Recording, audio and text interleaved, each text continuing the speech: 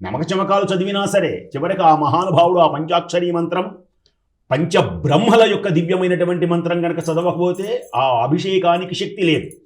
కాబట్టి అలాంటి సామాన్యమైనటువంటి వ్యక్తి గృహములలో చక్కగా శివలింగమును అట్టిపెట్టుకొని ఆనంద పారవస్యంతో తేజోమయుడై చక్కగా శివలింగమునకు అభిషేకము గనక చేసినట్లయితే ఏ మంత్రాలు రాకపోయినా ఓం నమ శివాయ. అందుకనే నిన్నటి రోజున మనం ఒకసారి చెప్పాను నేను, సాలె పురుగుకి మోక్షం కలిగింది, పాముకి మోక్షం కలిగింది, కరికి మోక్షం కలిగింది, చెంచుకులంలో పుట్టిన వాడికి పూజలు అందుకుంటున్నాడు ఈవేళ.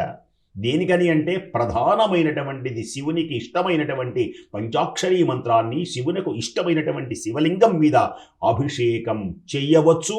అందరూ చెయ్యవచ్చు, ఆడవాళ్ళు కూడా చెయ్యవచ్చు.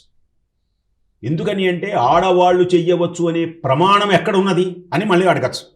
దానికి కూడా శివమహాపురాణంలో పార్వతీదేవి శివదీక్షను పూడి, అసలు మొట్టమొదటిగా శివదీక్షను పూడినటువంటి తల్లి ఎవరు అంటే పార్వతీదేవి.